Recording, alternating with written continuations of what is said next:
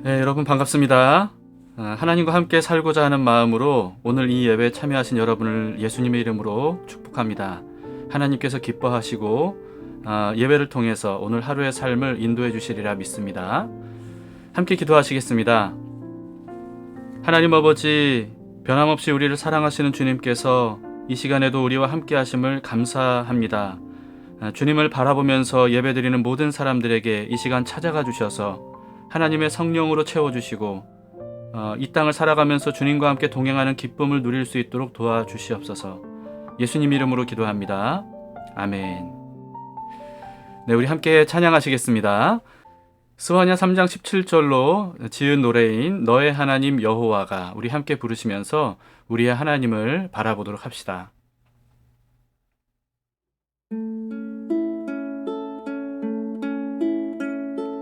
너의 하나님 여호와가 너의 가운데 계시니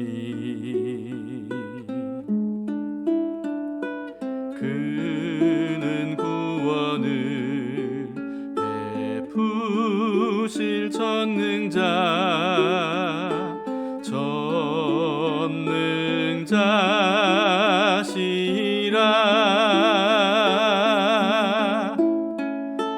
그가 너로 인하여 기쁨을 이기지 못하시며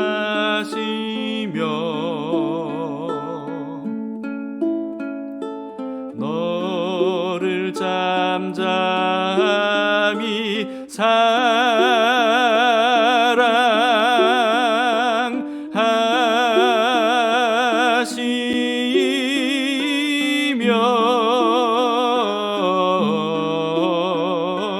즐거이 부르며 기뻐하시리라.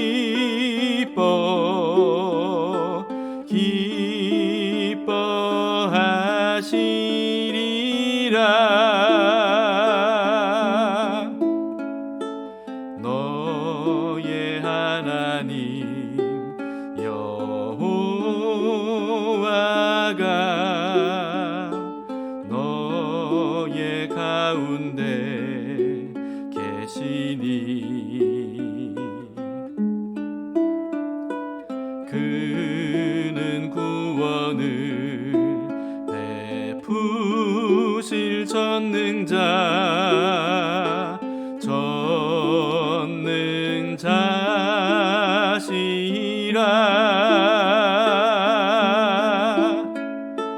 그가 너로 인하여 기쁨을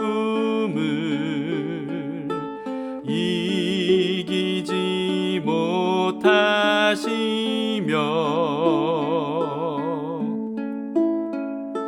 너를 잠잠히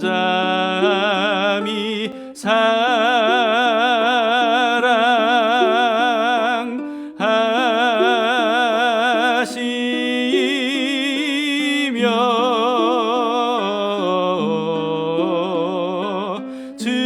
즐거이 부르며 기뻐하시리라.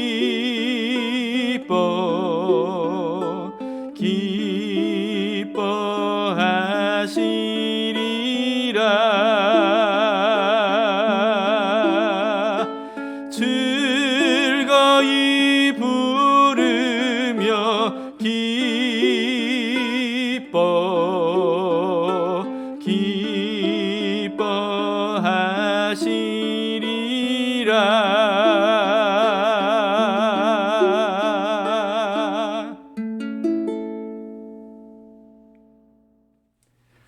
하나님의 말씀을 함께 보시겠습니다. 사사기 6장 1절에서 10절 말씀인데요.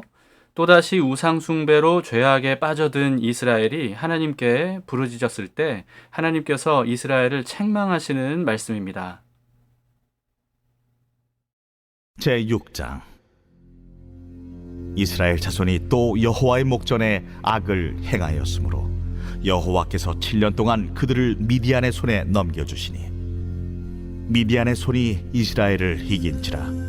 이스라엘 자손이 미디안으로 말미암아 산에서 웅덩이와 굴과 산성을 자기들을 위하여 만들었으며, 이스라엘이 파종한 때면 미디안과 아말렉과 동방 사람들이 치러 올라와서 지인을 치고 가사에 이르도록 토지 소산을 멸하여 이스라엘 가운데에 먹을 것을 남겨두지 아니하며 양이나 소나 나귀도 남기지 아니하니, 이는 그들이 그들의 짐승과 장막을 가지고 올라와 메뚜기 떼같이 많이 들어오니 그 사람과 낙타가 무수함이라. 그들이 그 땅에 들어와 멸하려 하니 이스라엘이 미디안으로 말미암아 궁핍함이 심한지라. 이에 이스라엘 자손이 여호와께 부르짖었더라.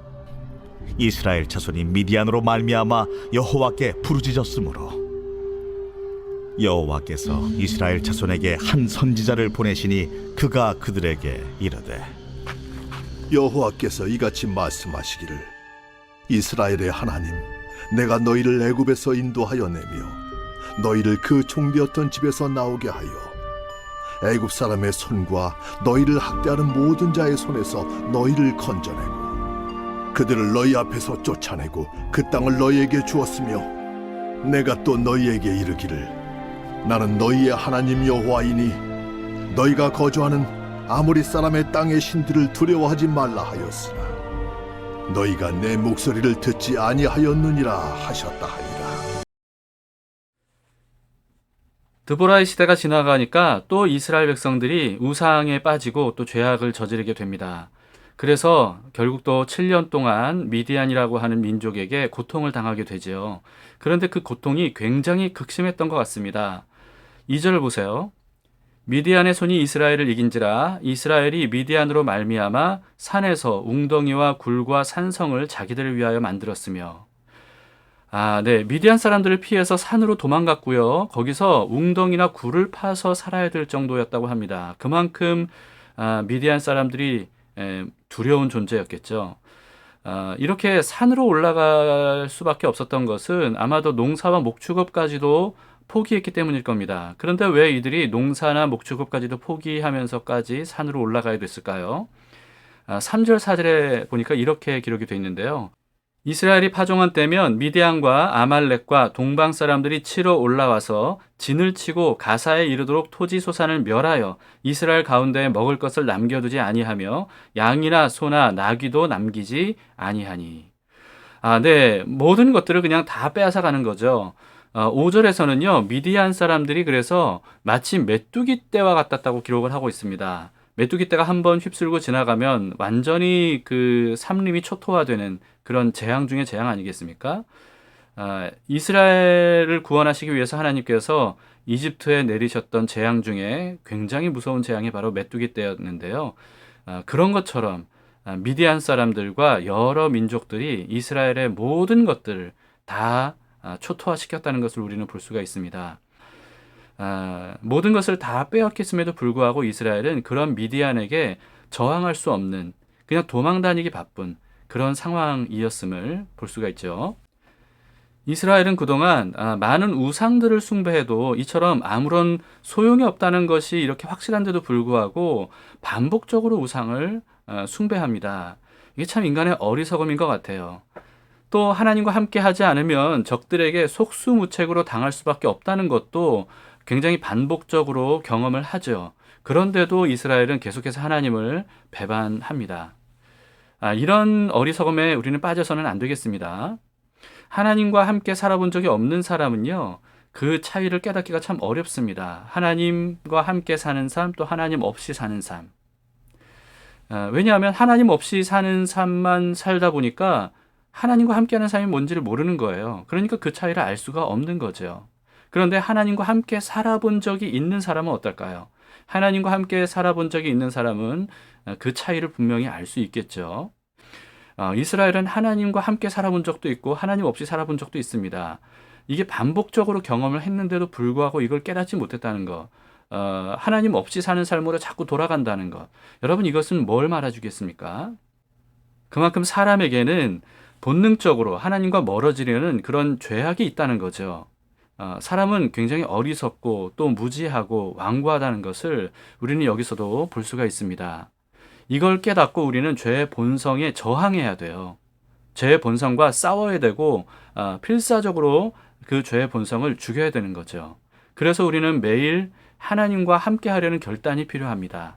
하나님의 말씀을 묵상하고 또 그 말씀대로 살기 위해서 우리는 몸부림쳐야 되고요. 그리고 또 하나님 앞으로 나아가서 기도해야 되고 하나님의 얼굴을 구하고 하나님의 이름을 부르면서 기도해야 되고요. 그리고 또 하나님께 우리의 삶을 맡겨드리는 마음으로 자세를 낮추어서 높으신 하나님께 경배드리고 예배하는 것이 우리에게 필요합니다. 그뿐만이 아니라 이런 믿음의 형제 자매들과 서로 교제함으로써 이런 믿음의 신앙에 좋은 영향을 주고받는 일들이 우리에게 반드시 필요하죠. 그럴 때 비로소 우리는 죄의 본성에 저항하면서 살아갈 수 있는 것이고 하나님과 함께 동행할 수가 있게 되는 겁니다. 바울도요, 매일 자신을 쳐서 그리스도에게 복종시킨다고 이렇게 고백을 했어요. 바울 같은 사람도 그게 필요했다면 우리는 얼마나 필요하겠습니까? 아니요, 오히려 바울이 그렇게 했기 때문에 우리가 아는 바울이 될 수 있었던 겁니다. 우리도 이렇게 우리의 죄의 본성에 저항해서 그 죄의 본성을 쳐서 복종시킴으로써 하나님과 함께 동행하는 삶을 살아가도록 합시다. 6절을 보세요. 이스라엘이 미디안으로 말미암아 궁핍함이 심한지라 이에 이스라엘 자손이 여호와께 부르짖었더라. 네, 여호와께 부르짖었다는 말씀이 7절에 한 번 더 반복이 되는데요.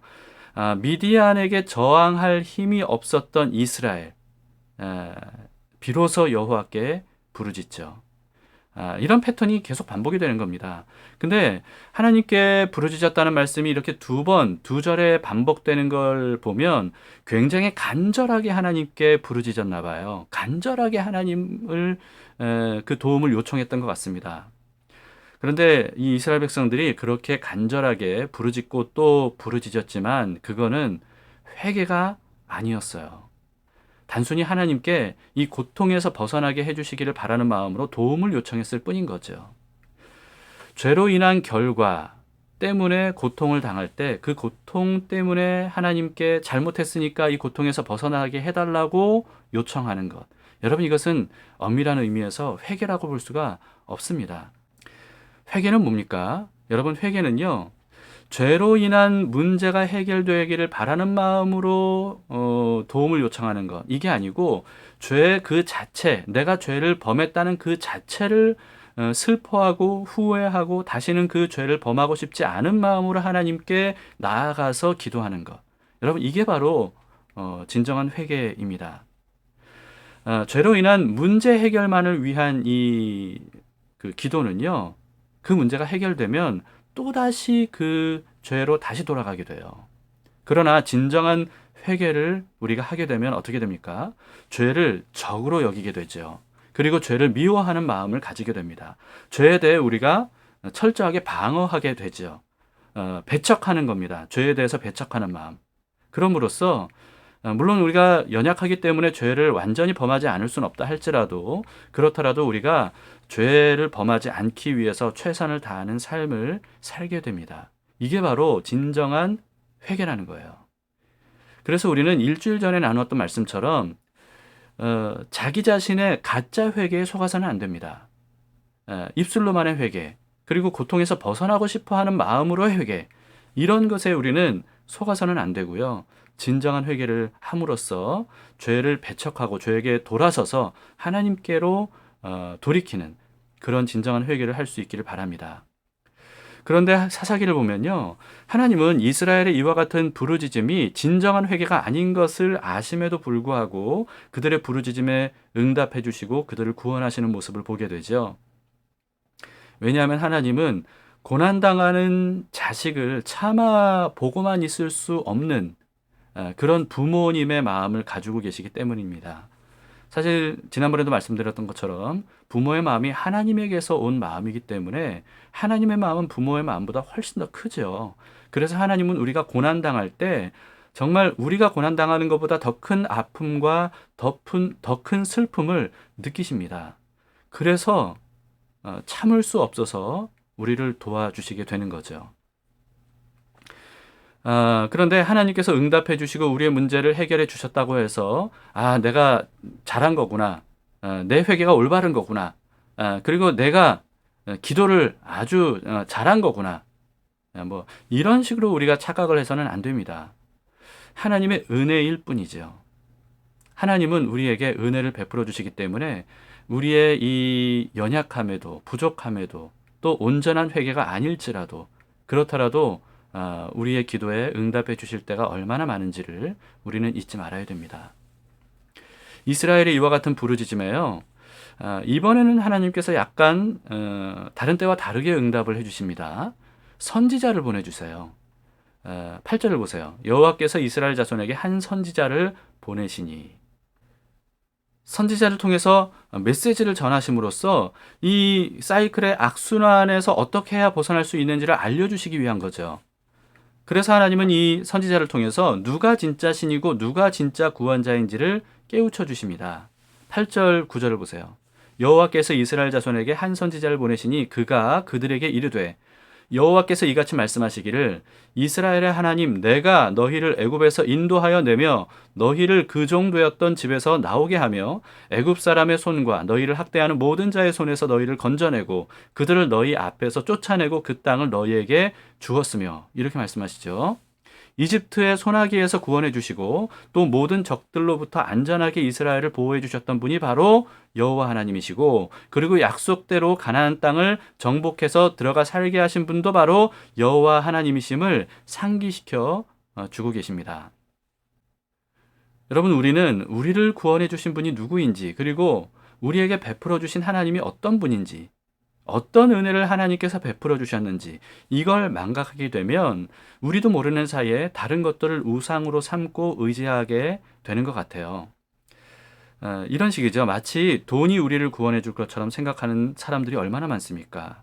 우리도 하나님을 망각하면 그리스도인이라 할지라도 마치 돈이 우리의 삶을 구원해 주고 우리의 삶에 복되게 하고 우리의 삶을 만족시켜 줄 것처럼 그렇게 착각하게 되는 것 같아요.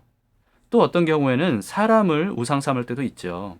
부모님을 우상 삼을 때도 있고요. 자식을 우상 삼을 때도 얼마나 많은지 모릅니다. 어떤 경우가 아니고요. 요즘에는 이런 걸 또 우상 삼는 사람도 많습니다. 여가 생활이죠. 그러니까 뭐 예를 들면 여행이라든가 또 여러 가지 취미 생활 하는 것, 게임 하는 것, 뭐 쇼핑하는 것 이런 것을 우상으로 삼는 경우도 얼마나 많은지 몰라요. 마치 이런 것들이 우리를 구원해주고 우리를 이런 어려움과 문제로부터 해결을 해주고 우리를 만족시켜주고 행복하게 해줄 것처럼 착각하는 거 아니겠습니까? 그런데 우리가 그럴 때 기억해야 되는 것이 그런 것들이 우리를 진정한 만족으로 또는 구원으로 이끌 수 없다는 것 그리고 우리를 구원해 주시고 우리에게 참된 만족을 주실 분은 오직 하나님 한 분이라는 것을 우리는 기억해야 됩니다. 우리를 구원하신 하나님을 기억함으로써 우리의 일상생활의 어떤 결핍과 여러 가지 문제들로부터 구원해 주실 분도 오직 하나님 한 분밖에 없음을 우리가 깨달아야 된다는 거죠. 이어서 10절을 보십시다. 내가 또 너희에게 이르기를 나는 너희의 하나님 여호와이니 너희가 거주하는 아모리 사람의 땅의 신들을 두려워하지 말라 하였으나 너희가 내 목소리를 듣지 아니하였느니라 하셨다 하니라. 당시 최강 나라였던 이집트에서 하나님께서 건져주시지 않았습니까? 이집트를 어떤 나라도 대항할 수 없고 이길 수 없었지만 하나님은 그 이집트를 그냥 10번이나 징계를 하시면서 그 소나기에서부터 문제없이 이스라엘을 건져주셨습니다. 이와 같이 전지전능하신 분께서 오늘 10절을 통해서 뭐라고 말씀하십니까? 나는 너의 하나님 여호와다. 이렇게 말씀하시죠. 여러분 하나님은 말씀하십니다. 나는 너의 하나님이다. 근데 우리는 이런 생각을 할 때가 많이 있습니다. 하나님께서 나를 사랑하실 리가 없어. 내가 어떤 잘못을 저질렀는데 그걸 나도 아는데 하나님이 이런 나를 사랑한다고? 이렇게 반복적으로 잘못을 저지르는 나를 하나님께서 도와주신다고? 난 그런 염치도 없고 그럴 자격도 없는 사람이야. 우리는 그렇게 생각할 때가 있습니다. 그러나 여러분 사사시대에 이스라엘 백성들에게 하나님께서 뭐라고 말씀하셨습니까? 나는 너희의 하나님 여호와다. 이렇게 말씀하셨죠. 여러분, 하나님은 우리의 하나님이십니다. 나의 하나님이세요.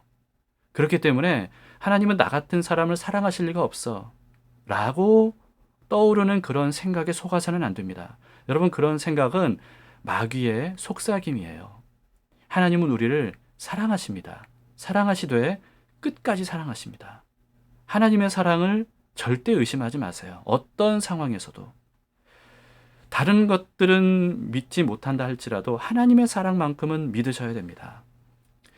사사기만 봐도요, 어리석고 완악하고 반복적으로 하나님을 배반하고 우상숭배에 빠졌던 이스라엘을 하나님이 사랑하셔서 구원하셨다는 사실을 우리에게 보여주고 계시죠. 한편으로 그런 하나님의 사랑을 또 악용하는 사람들이 있어요. 어차피 하나님은 내가 뭘 해도 사랑하시는 분이야. 내가 뭘 해도 용서해 주시는 분이야. 그러면서 죄에 대해서 싸우려고 하지 않고 오히려 죄를 사랑하고 죄를 지으면서 간편하게 그냥 입술로 회개함으로써 용서받을 수 있을 것처럼 그렇게 생각하는 사람들이 있습니다. 여러분, 이런 마음을 가진 것 자체가 진정한 회개를 하지 않았다는 증거죠.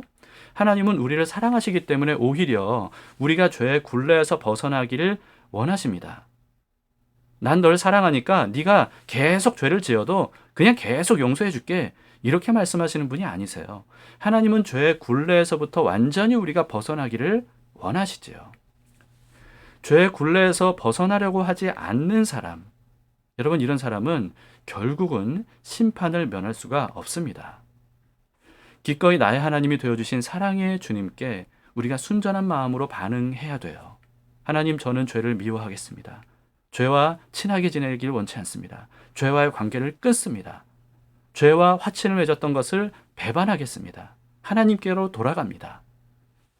하나님은 그런 우리를 기뻐하시고 우리가 죄의 굴레에서 벗어나도록 그리고 죄를 이기도록 도와주시는 분입니다. 그게 진정한 회개이고 그게 진정한 구원입니다.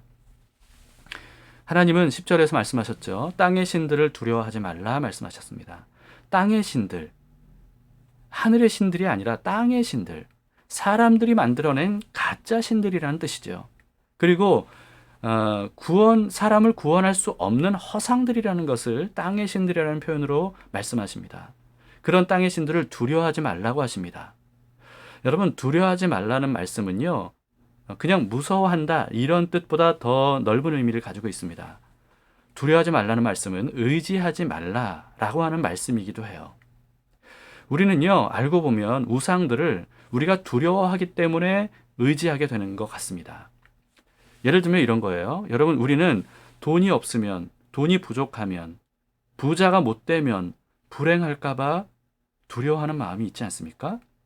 돈이 부족하면 우리가 많은 고통과 고난을 당하게 될까봐 두려워하는 마음 있죠. 여러분, 이런 마음이 우리 안에 쌓이고 쌓이면 어떻게 되냐면 돈에 집착하게 됩니다. 이게 바로 돈을 우상으로 삼는 거죠. 돈을 의지하는 거예요. 돈뿐만이 아니죠. 여러분, 사람을 우상 삼는 사람도 얼마나 많습니까? 그런데 왜 사람들을 우상 삼을까요?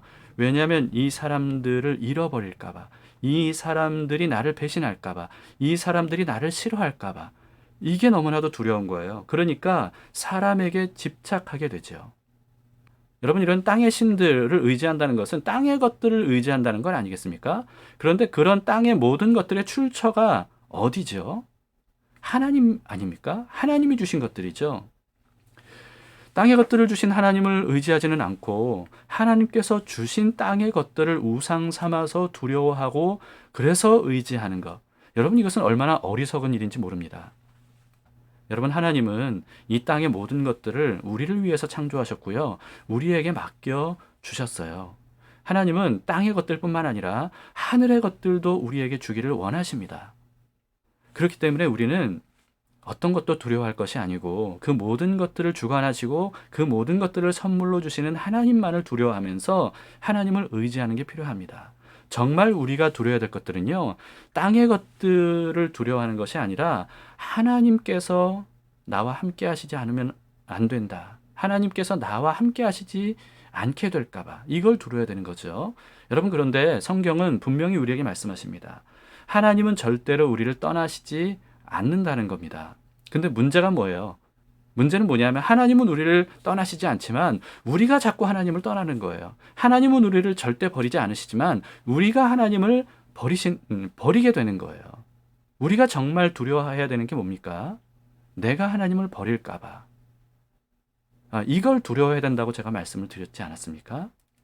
그래서 날마다 우리는 하나님을 바라보고요. 더욱더 하나님을 알아가고 하나님께 의지하고 살아야 됩니다. 우리가 하나님과 함께 하길 바라기만 하면 하나님은 언제나 우리와 함께 하십니다.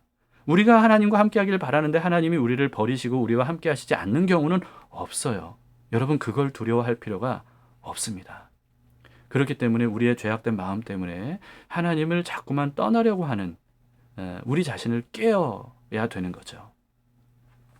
하나님은 또 10절에서 이렇게 말씀하십니다. 너희가 내 목소리를 듣지 아니하였느니라. 이렇게 책망하십니다.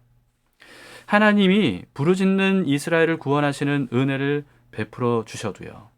하나님의 말씀대로 살지 않으면 사사시대처럼 점점 상황이 악화될 수밖에 없어요.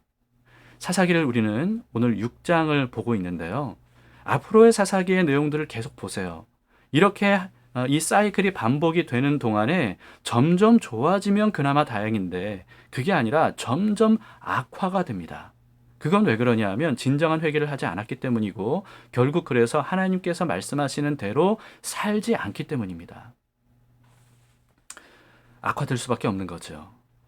하나님과 함께하는 삶, 하나님의 임재를 경험하는 삶, 여러분, 그런 삶을 살려면 우리가 성막이 돼야 되는 거 아니겠습니까? 하나님은 성막에 임하시죠. 그런데 우리는 사사기가 시작되기 전에 출애굽기를 묵상할 때 39장, 40장에서 18번이나 반복됨으로써 우리에게 하나님께서 말씀하시고 강조해 주신 것을 기억하실 것이라고 생각합니다. 그게 뭐냐면 여호와께서 모세에게 명령하신 대로 되니라. 여호와께서 모세에게 명령하신 대로 성막에 하나하나 모든 것들을 만들었고 그리고 모든 것들을 말씀하신 대로 배치했고 말씀하신 대로 조립했다.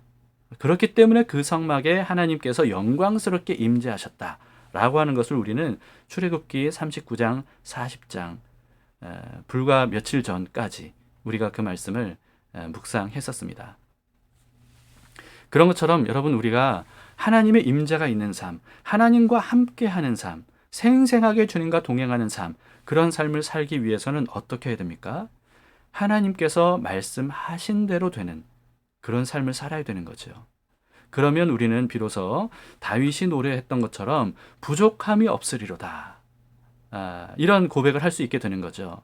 진정한 복 있는 사람이 되는 겁니다. 자, 우리는 사사기의 사이클에서 벗어나게 하시려는 하나님께서 선지자를 보내주셔서 말씀하신 것을 보았습니다. 눈앞의 문제 해결보다 먼저 필요한 것이 뭔지를 알려주셨어요. 첫 번째는 진짜 하나님 그리고 진짜 구원자가 누구인지를 알아야 된다는 것이었고요. 두 번째는 하나님은 나를 사랑하시는 나의 하나님이시다라고 하는 사실을 깨달아야 된다는 것. 그리고 세 번째는 땅의 신들을 두려워하지 말고 오직 하나님만 두려워해야 된다라고 하는 사실을 말씀해 주셨고요. 마지막 네 번째로는 하나님의 말씀대로 살아야 한다는 사실을 우리에게 알려주셨습니다. 여러분, 우리가 오늘도 이와 같은 말씀을 깊이 묵상하면서 진정한 회개를 통해서 하나님과 동행하는 광야의 삶, 광야에서도 복 있는 사람으로 살아가는 그런 복된 삶이 되시기를 바랍니다. 함께 기도하시겠습니다. 하나님 아버지, 오늘도 말씀을 통해서 우리를 깨우쳐 주시니 감사합니다. 어리석고 우둔한 우리는 하나님 없는 삶과 하나님과 함께하는 삶이 얼마나 차이가 나는지를 분명히 경험해도 그것을 망각하고 하나님 없는 삶이 정상인 것처럼 자꾸만 우상을 숭배하며 죄를 범하며 살 때가 많습니다. 그런 우리를 오늘도 말씀으로 깨우쳐 주신 주님, 이 말씀을 통해서 다시 진정한 회개를 통해 주님께로 돌아가는 저희들 되기를 원합니다.